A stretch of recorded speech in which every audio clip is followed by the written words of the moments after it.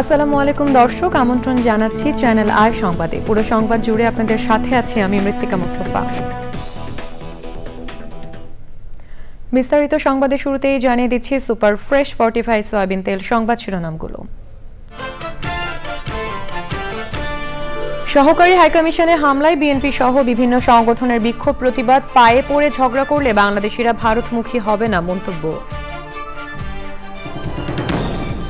উপ হাইকমিশনে হামলার দায় ভারত সরকারকে নিতে হবে হুঁশিয়ারি। বাংলাদেশের সব মিশন বন্ধ করে হাইকমিশনারদের ফিরিয়ে আনার দাবি।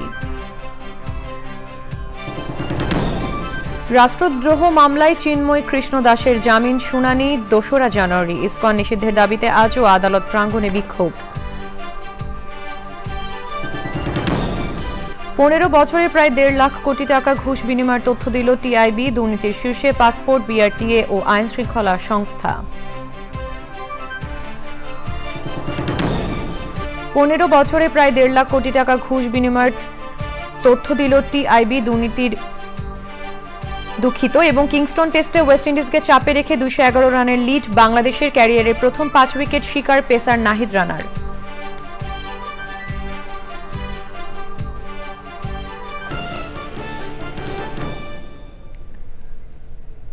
দর্শক, সংবাদ শিরোনামগুলো জানাচ্ছিলাম। এখনকার সংবাদ আয়োজন একই সঙ্গে চ্যানেল আর ইউটিউব চ্যানেল এবং চ্যানেল আর ওটিটি প্ল্যাটফর্ম আই স্ক্রিনে লাইভ স্ট্রিম হচ্ছে। যাচ্ছে বিস্তারিত সংবাদে। নৌ পরিবহন এবং শ্রম ও কর্মসংস্থান উপদেষ্টা এম শাখাওয়াত হোসেন বলেছেন, পায়ে পড়ে ঝগড়া করলে বাংলাদেশের মানুষ আর কোনোদিন ভারতমুখী হবে না। চাঁদপুরে নির্মিতব্য আধুনিক নৌবন্দর পরিদর্শন শেষে সাংবাদিকদের এক প্রশ্নের জবাবে তিনি ভারতকে উদ্দেশ্য করে বলেন, বাংলাদেশ প্রতিবেশীদের সাথে শান্তিতে থাকতে চায়, কিন্তু ভারত যদি পায়ে পড়ে ঝগড়া করে তাহলে বাংলাদেশের মানুষ আর কোনোদিন ওই দেশমুখী হবে না।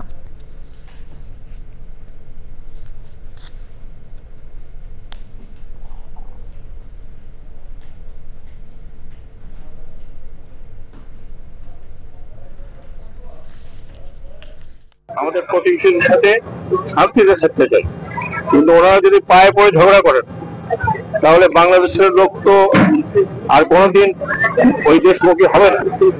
এবং ওই দেশের প্রতি যে আমাদের একটা বন্ধুত্ব সুলভ ইয়ে ছিল, এটা খারাপ করছিল না ওনাদের কারণে। কোনো কারণ নাই যে এই সমস্ত করার। আমাদের দেশে যারা আছেন অন্য ধর্মাবলম্বী, তারা আমাদের না করি, আমরা তাদের ভালো মন্দ সবাই দেখছি। সরকারের কাজই হলো এটা। এখন বিভিন্ন মিডিয়া এবং বিভিন্ন যদি এই ধরনের প্রচার করতে থাকে, আর যদি কেউ ধমকি দিয়ে দেন মিডিয়াতে বাংলাদেশের নিরাপত্তা হুমকির উপরে, নিরাপত্তার উপরে, যা করছেন তা নিজের দেশে করছেন। দয়া করে এগুলো করবেন না। নিরপরাধ মানুষকে রক্ষা করতে জাতিসংঘের শান্তি মিশন কলকাতা স্থাপনের দাবি জানিয়েছে গণ অধিকার পরিষদ। দেশের সামগ্রিক পরিস্থিতি নিয়ে জরুরি সংবাদ সম্মেলনে গণ অধিকার পরিষদের সাধারণ সম্পাদক রাশেদ খান বলেন, আওয়ামী লীগের পরাজয়কে মেনে নিতে না পেরে বাংলাদেশকে অস্থিতিশীল করার পায়তারা করছে একটি মহল। আজকে নাগরিক কমিটি এবং বৈষম্য বিরোধী ছাত্র আন্দোলন কেন আওয়ামী লীগকে নিষিদ্ধের ব্যাপারে রাজপথে আন্দোলনের ডাক দিচ্ছে না? তারা আন্দোলনের ডাক দিয়েছিল হাসিনার পতনের দাবিতে। এদেশের রাজনৈতিক দলগুলো ঝাঁপিয়ে পড়েছিল। শুধুমাত্র চটকদার বক্তব্য দিয়ে ঘরে বসে থাকলে হবে না, কার্যকরী পদক্ষেপ নিতে হবে। গণ অধিকার পরিষদের পক্ষ থেকে ৬৪ জেলায় আওয়ামী লীগকে নিষিদ্ধের দাবিতে কর্মসূচি দেওয়া হবে। আওয়ামী লীগ আগামী নির্বাচনের নামে বেনামে স্বতন্ত্র কোনো নামে অংশ নিতে পারবে না। নেতাকর্মীদের বলবো, আপনারা সোচ্চার থাকুন। ভারতীয় আধিপত্য এবং আগ্রাসনের বিরুদ্ধে গণ অধিকার পরিষদের চেয়ে রাজপথে কর্মসূচি বেশি আর কোনো দল পালন করে নাই। ভারতের আগরতলায় বাংলাদেশের সহকারী হাইকমিশনে হামলার প্রতিবাদে বিক্ষোভ মিছিল করেছে বিএনপি ও এর অঙ্গ ও সহযোগী সংগঠন। দুপুরে নয়াপল্টনের কেন্দ্রীয় কার্যালয়ের সামনে দলের সিনিয়র নেতারাও মিছিলে অংশ নেন। মিছিলে স্লোগানে এই ঘটনার নিন্দা জানানো হয়। বিক্ষোভ মিছিলের আগে সংবাদ সম্মেলনে দলের সিনিয়র যুগ্ম মহাসচিব রুহুল কবির রিজভী বলেছেন, বাংলাদেশ হাইকমিশনের নিরাপত্তা দিতে ব্যর্থ হয়েছে ভারত। ভারতের সাম্প্রদায়িক শাসক গোষ্ঠী সাম্প্রদায়িকতাকে আশকারা দিচ্ছে বলে অভিযোগ করেছেন তিনি।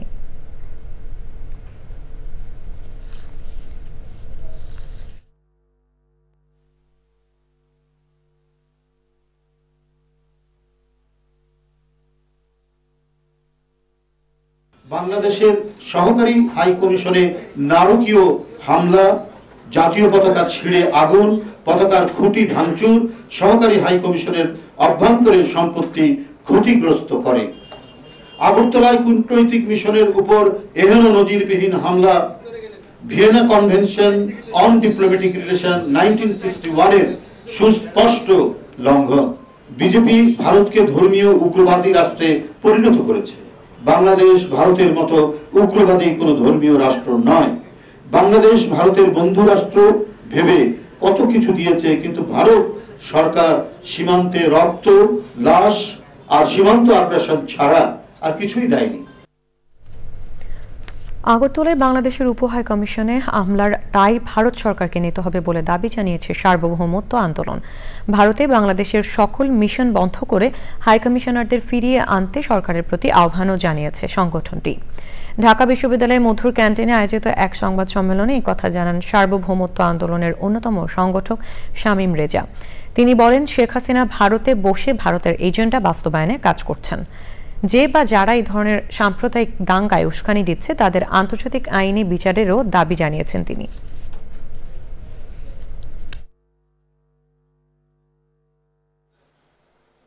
ইন্ডিয়ার আগরতলায় বাংলাদেশের উপ হাই কমিশনে উগ্রপন্থী হিন্দুত্ববাদীদের যে হামলার ঘটনা ঘটেছে তার দায় দায়িত্ব কোনোভাবেই ইন্ডিয়া সরকার এড়িয়ে যেতে পারে না এবং তাদের এটা দায় নিতে হবে। এই ঘটনায় জড়িত উগ্রপন্থী হিন্দুত্ববাদীদের অবিলম্বে গ্রেপ্তার এবং তাদের বিরুদ্ধে দৃষ্টান্তমূলক শাস্তির ব্যবস্থা গ্রহণের জন্য ইন্ডিয়া সরকারের প্রতি জোর দাবি জানাচ্ছি।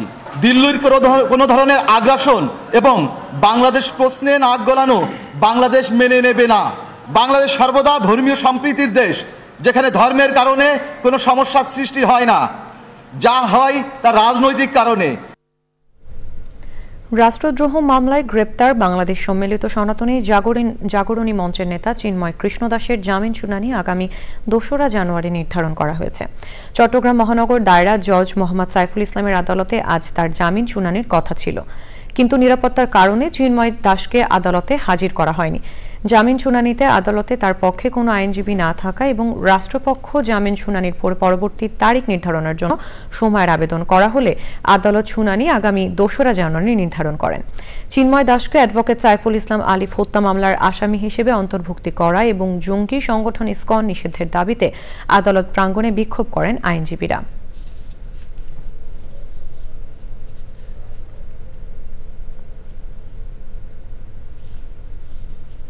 আদালত ন্যায় বিচার করছে আসামির জন্য, যার কারণে উনি বলছে যে এটা আগামী 2-1 এই মামলাটা শুনানি হবে। ইসকনের নেতা চিন্ময় দাস সরাসরি জড়িত, তার ইন্ধন হয়েছে, তার প্রত্যক্ষ সহযোগিতা হয়েছে, তার নির্দেশে হয়েছে। সে প্রিজন গ্যাং থেকে মাইকে বক্তব্য দিয়ে সবাইকে নির্দেশ দিয়েছেন। আমরা মনে করি পুলিশ এবং রাষ্ট্রপক্ষের কাছে, সরকারের কাছে আমাদের আবেদন থাকবে চিন্ময় দাসকে প্রতিটি মামলা আসামি হিসেবে অন্তর্ভুক্ত করা হোক।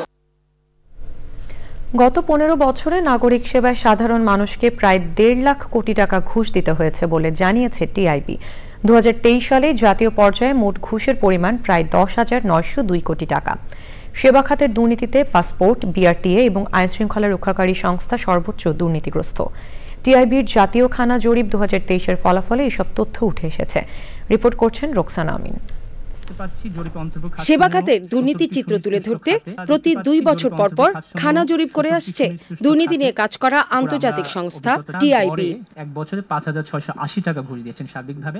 সংবাদ সম্মেলনে সংস্থাটির প্রধান কার্যালয়ে 2023 সালের সেবা খাতের দুর্নীতির খানা জরিপ ফলাফল তুলে ধরেন তারা। সেবা গ্রহীতারা মোট যে ঘুষ দিতে বাধ্য হয়েছেন তার পরিমাণ হচ্ছে 10,902 কোটি টাকা, যেটি আমাদের সংশ্লিষ্ট বছরের বাজেটের 1.43% এবং জাতীয় আয়ের 0.22%। তথ্য যেটা বলছে 70.2% উত্তরদাতা কোনো না কোনো ভাবে দুর্নীতির শিকার হয়েছেন। জরিপ ফলাফলে দেখা গেছে খানা প্রতি গড়ে 5,500 টাকা ঘুষ দিতে বাধ্য হয়েছে। বিচারিক সেবা, বীমা ও ভূমি সেবা খাতে বেশি ঘুষ দিতে হয়েছে। আমাদের হিসাব মতে যেটা দেখা যাচ্ছে যে বাংলাদেশের 2009 থেকে 2024 পর্যন্ত 24 এপ্রিল পর্যন্ত সেবা খাতে যে দুর্নীতি হয়েছে, ঘুষ লেনদেন হয়েছে বা সেবা গ্রহীতারা যে অর্থ ঘুষ হিসাবে দিতে বাধ্য হয়েছেন তার পরিমাণ হয়েছে প্রাক্কলিত পরিমাণ 1,46,252 কোটি টাকা। এখানে যে সেবা গ্রহীতাদেরকে হয়রানি যারা করে তার মধ্যে এক ধরনের সিন্ডিকেশন আছে, সেই কারণে সেটাকে নিয়ন্ত্রণ করা সম্ভব হয় না।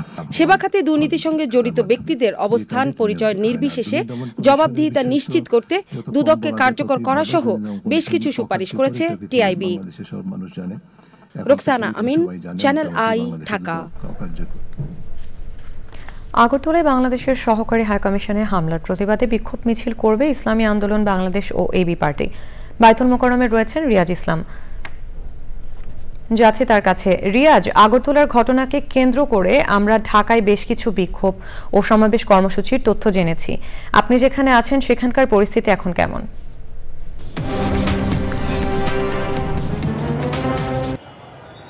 মিত্রিকা, ধন্যবাদ আপনাকে। আপনি জানেন যে গতকাল আগরতলায় বাংলাদেশের উপ হাইকমিশনারে যে হামলা হয়েছে, সেই হামলার প্রতিবাদে কিন্তু বায়তুল মোকাররমে বেলা ৩টার সময় কিন্তু ইসলামী আন্দোলন বাংলাদেশ তারা বিক্ষোভ মিছিল করবে। যদি আরেকটু বিষয় জানিয়ে রাখি, এখানে এবি পার্টিও কিন্তু এই এলাকায় কিন্তু সমাবেশ করার কথা রয়েছে। তবে এখন পর্যন্ত আসলে সমাবেশ আনুষ্ঠানিকভাবে শুরু হয়নি। তবে ইসলামী আন্দোলন বাংলাদেশের নেতাকর্মী তারা কিন্তু প্রস্তুতি নিচ্ছেন। তবে তারা বলছেন এখান থেকে মিছিল নিয়ে তারা নাইটেঙ্গেল মোড়ে যাবেন, সেখান থেকে ঘুরে এসে আবার এখানে কিন্তু শেষ করার কথা রয়েছে। সেই সাথে রাজনীতি কিন্তু আরো কয়েকটি দল কিন্তু তারা এখানে এই একই ইস্যুতে কিন্তু আন্দোলন করছে। তো সবশেষ বলা যায় যে তারা এখান থেকে মিছিল বের করতে পারে ৩টার পরপরই। মিত্রিকা, ধন্যবাদ রিয়াজ আপনাকে। 1971-এর মুক্তিযুদ্ধে বাংলাদেশ বিমান বাহিনীর আক্রমণ ছিল অত্যন্ত গুরুত্বপূর্ণ। 1971 সালের 3রা ডিসেম্বর পাকিস্তানি হানাদার বাহিনীর বিরুদ্ধে আকাশপথে মুক্তিযুদ্ধের চূড়ান্ত পর্বের আক্রমণের সূচনা করেন কিলো ফ্লাইটের সদস্যরা। তৎকালীন স্কোয়াড্রন লিডার সুলতান মাহমুদের নেতৃত্বে কিলো ফ্লাইটের সদস্যরা সফলভাবে আক্রমণ করেন নারায়ণগঞ্জের গোদনাইল তেলের ডিপো এবং চট্টগ্রাম তেলের ডিপোতে, যা পাকিস্তানি বিমান বাহিনীর উড্ডয়ন ক্ষমতা বাংলাদেশে অকার্যকর করে দেয়, ত্বরান্বিত করে বিজয়কে। ওবায়দুল রশিদের রিপোর্টে বিস্তারিত। বাংলাদেশের মুক্তিযুদ্ধ চলাকালীন ৭১-এর ২৮ সেপ্টেম্বর ভারতের নাগাল্যান্ডের বিমান ঘাঁটিতে গঠন করা হয় বাংলাদেশ বিমান বাহিনীর প্রথম কিলো ফ্লাইট। ১০ জন পাইলট, ৬৭ জন টেকনিশিয়ান, একটি অ্যালোয়েট 3 হেলিকপ্টার, একটি অর্টার ও একটি DC-3 ডাকোটা উড়োজাহাজ নিয়ে যার যাত্রা শুরু। প্রশিক্ষণ চলে ২ মাস। কিলো ফ্লাইটের নেতৃত্ব দেন সেই সময়ের স্কোয়াড্রন লিডার সুলতান মাহমুদ। তখন আমি চট্টগ্রামের গেরিলা ফোর্সের অপারেশনাল কমান্ডার ছিলাম এবং তাই যোগ দিতে কিছু দেরি হয়েছিল। আমার কিছু পূর্ব অভিজ্ঞতা ছিল হেলিকপ্টার ফ্লাইংয়ে এবং DC-3-রও কিছু পূর্ব অভিজ্ঞতা ভিত্তিক পাইলট ছিলেন। তাতে আমাদের প্রশিক্ষণটা বেশ সুন্দরভাবে শুরু করা গেছিল। আমার প্রথম কাজ ছিল এনাদের সবাইকে একত্রিত করে নতুন আঙ্গিকে আমরা বিমান বাহিনী হিসাবে গড়ে তোলা। এটা প্রথম দিকে একটু কষ্টদায়ক ছিল, কিন্তু তাদের মনোবল এত বেশি ছিল। সবাই, যে ব্যক্তিরা কোনোদিন ওই ধরনের এয়ারক্রাফট দেখেও নেই, তারাও অতি সুন্দরভাবে অতি সহজে ট্রেনিং প্রাপ্ত হলেন। ৩রা ডিসেম্বর ১৯৭১ বাংলাদেশ বিমান বাহিনীর সবচেয়ে গৌরবের দিন, যেদিন ভারতের কৈলাসহর বিমান ঘাঁটি থেকে মধ্যরাতে অত্যন্ত সাহসিকতার সাথে বাংলার আকাশসীমায় প্রবেশ করে সফল অভিযান পরিচালনা করেন কিলো ফ্লাইটের সদস্যরা। স্কোয়াড্রন লিডার সুলতান মাহমুদের নেতৃত্বে সেই অভিযানে অংশ নেয় একটি অ্যালোয়েট হেলিকপ্টার এবং একটি Otter plane. Flight lieutenant Shamsul Alam ও ক্যাপ্টেন আকরাম অর্টার প্লেন থেকে রকেট ছুড়ে চট্টগ্রাম তেল ডিপো ধ্বংস করে দেন।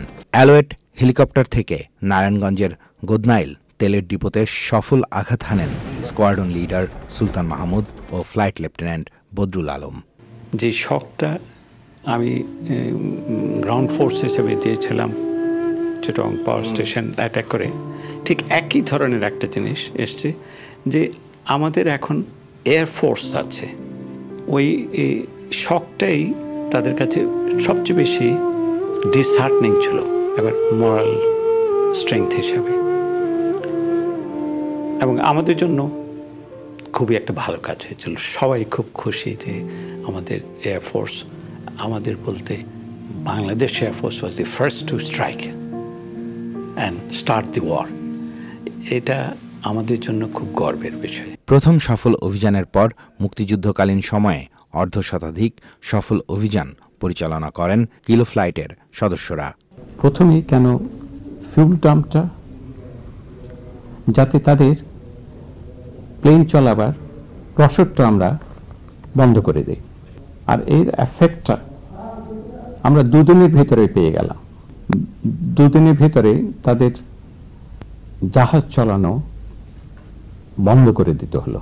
সিলেট, হবিগঞ্জ, শায়েস্তাগঞ্জ, মৌলভীবাজার, দক্ষিণ দিকে লাকসাম, আখাউড়া থেকে শুরু করে চট্টগ্রাম পর্যন্ত প্রায় সব জায়গায় আমরা একটার পর একটা অ্যাটাক শুরু করলাম। বিমান বাহিনীর একের পর এক সফল আক্রমণ অনেকটা ত্বরান্বিত করে মহান মুক্তিযুদ্ধে বাংলাদেশের বিজয়। Obaidul Rashid, Channel I. ছাত্র জনতার অভ্যুত্থানে আহতদের অনেকে এখনও হাসপাতালে চিকিৎসা নিচ্ছেন। তাদের প্রত্যাশা যে বৈষম্যহীন বাংলাদেশের স্বপ্ন নিয়ে আত্মত্যাগ তার সফল বাস্তবায়ন যেন হয়। বিভিন্ন হাসপাতাল ঘুরে জুলাই অভ্যুত্থানের আহতদের অবস্থা নিয়ে লায়লা নওশিনের ধারাবাহিক প্রতিবেদনের 10ম পর্ব আজ, এবং ক্যামেরায় ছিলেন মামুনুর রশিদ। অসংখ্য স্প্রিন্টার মোহাম্মদ মাসুম মিয়ার শরীর জুড়ে 5ই আগস্ট শেখ হাসিনা সরকারের পতনের পর সারা দেশের মানুষ বিজয় মিছিল নিয়ে নামেন রাজপথে। সেদিনে বাড্ডায় পুলিশের গুলিতে ক্ষতবিক্ষত হন মাসুম। রাইফেল থেকে একটি, শটগানের 3টি গুলি আর 500-রও বেশি স্প্রিন্টার শরীরে নিয়ে অসহনীয় যন্ত্রণায় ভুগছেন মাসুম। তার উপর অনিশ্চিত ভবিষ্যতের চিন্তা। আমার গুলি লাগে, ডান হাতে লাগে, এটা হচ্ছে একটা রাইফেলের, বাম হাতের এলবোতে শটগানের লাগে, যেখানে ছড়োয়া গুলি ঢুকে অনেকগুলো, মাজাতে এবং পিঠে প্রচুর পরিমাণ, প্রায় 500-র উপরে হবে। তো 100-র মতো বের করা গেলেও আর বাদবাকিগুলো বের করা যায় না এখনো, বা এগুলো যাবেও না ভবিষ্যতে বের করা। যেহেতু আমরা আন্দোলন করছি, তো দিন শেষে আমরা সফল হয়েছি, তো ওই হালকা শরীরে ব্যথা বা এগুলি আর এখন হয় না। জাতীয় অর্থোপেডিক হাসপাতাল ও পুনর্বাসন প্রতিষ্ঠান নিটোরে মাসুমের মতো অনেকেই স্প্রিন্টার ও বুলেট বিদ্ধ হয়ে এবং হাত পা হারিয়ে চিকিৎসা নিচ্ছেন। চিকিৎসার পর বাড়িও ফিরে গেছেন অনেকেই। পুনর্বাসন আমাদের আসলে হবে। নিটোরে এখন 56 জন রোগী আছেন। আমরা 44 জনকে আমরা কিন্তু অলরেডি আর্থিক সহযোগিতা দিয়েছি। বাকি যাদেরকে দিতে পারিনি, হয়তো ইনফরমেশনের গ্যাপ আছে, ল্যাকিংস আছে, হয়তো এমআইএসএ এখনও আসেনি, হয়তো তাদের মধ্যে আমাদের কিছু প্রসেসিংয়ে আছে। That's it. আমরা আসলে প্রসেসের মাধ্যমেই এগুলি নিশ্চিত করছি। জুলাই গণ অভ্যুত্থানে আহতদের সুচিকিৎসার পাশাপাশি পুনর্বাসন ব্যবস্থায় যেন কোনো ভোগান্তি না হয়, এই দাবি আহত ও তাদের স্বজনদের। Laila Nowshin, channel I, Dhaka. বাসযোগ্য ধরিত্রী ও উপকূলীয় জনপদের জলবায়ু ন্যায্যতা নিশ্চিতে পরিবেশগত নীতি ও বিধির যথাযথ প্রয়োগের বিকল্প নেই বলছেন জলবায়ু বিশেষজ্ঞরা। বাগেরহাটের মংলায় উপকূলীয় ন্যায্য নগর বিষয়ক সম্মেলনের সমাপনীতে বক্তারা বলেছেন, টেকসই অগ্রযাত্রা নিশ্চিতে পরিবেশ বান্ধব জীবনযাত্রা ও প্রযুক্তির ব্যাপক প্রসারে গুরুত্ব দিতে হবে। আব্দুল করিমের ভিডিও চিত্রে আলিম আল রাজের রিপোর্ট। সভ্যতার বিকাশের সমান্তরালে নির্বিচারে ধ্বংস হচ্ছে প্রাণ প্রকৃতি। ক্রমবর্ধমান বৈশ্বিক উষ্ণতা জানান দিচ্ছে সমুদ্র পৃষ্ঠের উচ্চতা বৃদ্ধি সহ ধ্বংসাত্মক ভবিষ্যতের। এমন বাস্তবতায় জলবায়ু অভিঘাত ও দুর্যোগের জেরবার উপকূলীয় জনপদে ন্যায্য আবাস নিশ্চিতে 2 দিনের সম্মেলন। এতে উঠে আসে দেশের ফুসফুস খ্যাত সুন্দরবনের বিপন্ন বাস্তুতন্ত্রের বেহাল চিত্রের পাশাপাশি আশপাশের জনপদের পরিবেশ, প্রতিবেশ ও জীবন জীবিকার বিরূপ প্রভাব। সম্মেলনের শেষ দিনে তাই গুরুত্বারোপ করা হয় সমন্বিত উদ্যোগ ও সচেতনতায়। আহ্বান জানানো হয় দুর্যোগ সহনশীল অবকাঠামো বিনির্মাণ এবং অর্থনৈতিক স্থিতিশীলতা নিশ্চিতের। আমাদের প্রয়োজন হয় স্যানিটেশন, সেই জায়গাটা আমাদের ভালো থাকতে হয়। এরপরে আসে আমাদের হচ্ছে শিক্ষার প্রয়োজন আমাদের সন্তানদের জন্য। এরপরে আসে আমাদের সুস্থ থাকার জন্য, অসুস্থ হলে আমাদের দরকার চিকিৎসা ব্যবস্থা। প্রকৃতি কেন্দ্রিক জীবনের যে অধিকার, সেই অধিকারটা কিন্তু নিশ্চিত করতে হবে। যেমন এখানে মানুষের বসবাসের পাশাপাশি নন হিউম্যান অ্যানিমেল যারা আছে তারা কিন্তু বসবাস করার সুযোগ নিশ্চিত করতে হবে এবং তাদের যেই হ্যাবিটেট, সেই হ্যাবিটেটগুলোকে রক্ষা করতে হবে। লবণ পানি ভিতরে ঢুকবে না বা অতিরিক্ত বৃষ্টির পানি বের করে দেওয়া হবে, এরকম একটা চিন্তা করেই কিন্তু উপকূলীয় বাঁধ দেওয়া হয়েছিল। কিন্তু দুঃখজনক হলেও সত্য যে 80-র দশকে দেখা গেল যে নদীতে পলি পড়ে নদীর বেড উঁচু হয়ে গেছে এবং কৃষি জমিটা কিন্তু আস্তে আস্তে নিচু হয়ে গেছে। নিজেরটুকু ছাড়া বাকিটাকে আমরা নিজের করে ওন করতে পারি না। আমার বাড়ির বারান্দাটুকু মনে হয় যে আমার, কিন্তু ঠিক পাশের রাস্তাটা ওইটা আমার না, সো ওখানে আমি ময়লা ফেলতেই পারি। এই দেশ, এই দেশের মাটি এবং এই পুরো পৃথিবী আসলে আমাদের। সো আমার মনে হয় আমরা যদি আমাদের দেশকে ওন করতে পারি তাহলে আসলে আমার মনে হয় আমরা অনেক সুন্দর একটা জীবনযাপন করতে পারবো। প্রাকৃতিক সম্পদের টেকসই ব্যবহার নিশ্চিতে শিক্ষা, প্রশিক্ষণ ও গবেষণায় জোর দিয়েছেন বিশেষজ্ঞরা। ন্যায্য তথা বাসযোগ্য আবাসস্থল বিনির্মাণে পরিবেশ বান্ধব প্রযুক্তির সময়োপযোগী ব্যবহার বৃদ্ধির বিকল্প নেই বলছেন তারা। আপনাদের অংশগ্রহণ নিশ্চিত করতে এবং আপনাদের অধিকার নিশ্চিত করতে হবে, তাইলে একটা উপকূলীয় জনগোষ্ঠীর জন্য আদর্শ একটা আবাসস্থল গড়ে উঠবে, ন্যায্য আবাসস্থল গড়ে উঠবে। এবং আপনাদের কার্যক্রম, আপনাদের অ্যাক্টিভিটিস, আপনাদের অর্থনীতি সবকিছু এমনভাবে পরিচালিত হতে হবে যাতে এটাতে পরিবেশ সুরক্ষিত থাকে। সাথে সাথে কার্যক্রমটা এমনভাবে হতে হবে যাতে আপনাদের অর্থনৈতিক উন্নয়ন হয়। সম্মেলনের আয়োজক বাংলাদেশ নদী পরিব্রাজক দল, RDRC, বাংলাদেশ রিভার ফাউন্ডেশন, বেলা এবং প্রকৃতি ও জীবন ফাউন্ডেশন সহ 7টি সংগঠন। সবাই একটু নিজের অবস্থান থেকে একটু সততা নিয়ে কাজ করতে হবে, তাহলে আমার মনে হয় সব ক্ষেত্রে, শুধু পরিবেশ সব ক্ষেত্রেই এগিয়ে যাওয়া সম্ভব। আলিবর রাজি, চ্যানেল আই, মোংলা, বাগেরহাট। এবারে Bangladesh West Indies test series.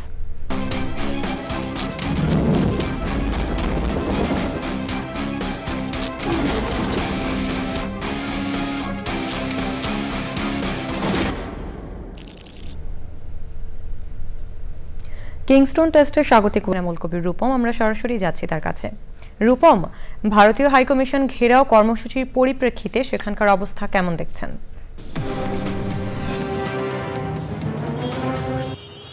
ভারতীয় আধিপত্যবাদের প্রতিবাদ এবং ত্রিপুরার বাংলাদেশ সহকারী হাইকমিশনে হামলা, ভাঙচুর, তাণ্ডবের প্রতিবাদে ঢাকায় সিভিল সার্ভিস সোসাইটি নামে একটি সংগঠন আজকে গুলশানে ভারতীয় হাইকমিশন ঘেরাওয়ের কর্মসূচি দিয়েছে। এজন্যে তাদের সময় ছিল দুপুর 2টা, তারা এখনও কেউ এসে পৌঁছায়নি। আমরা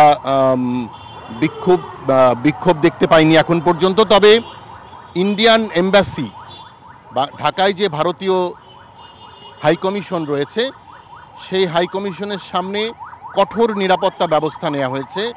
পুলিশ, র্যাব এবং সেনাবাহিনী কড়া পাহারা দিচ্ছে, চারপাশ ঘিরে রেখেছে। আর্মার্ড পেট্রোল কার, যেটা সাধারণত দাঙ্গার সময় ব্যবহার করা হয়, সেই আর্মার্ড পেট্রোল কার নিয়ে আসা হয়েছে। চারদিকে একেবারে নিচ্ছিদ্র নিরাপত্তা ব্যবস্থা এবং এখন পর্যন্ত এই ভারতীয় আধিপত্যবাদের প্রতিবাদ এবং ত্রিপুরায় বাংলাদেশের সহকারী হাইকমিশনে হামলার প্রতিবাদে যাদের বিক্ষোভ দেখানোর কথা তারা এখনও এসে পৌঁছায়নি। আমার কাছে ভারতীয় হাইকমিশনের সামনে থেকে এই ছিল সর্বশেষ। ধন্যবাদ রূপম আপনাকে। এবারে নিটোল টাটা কৃষি সংবাদ।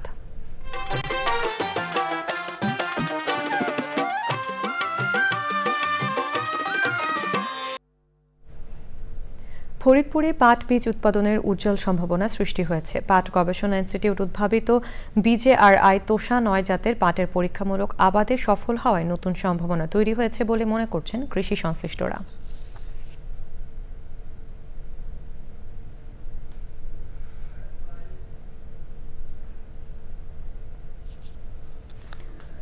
এখন দেখবেন প্রকৃতি সংবাদ।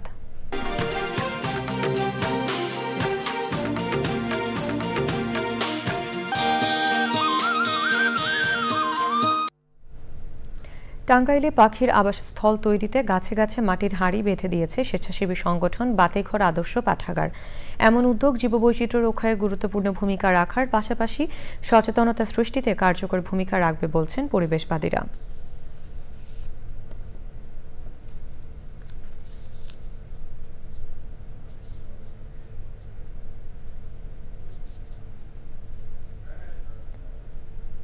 এবারে খেলার খবর।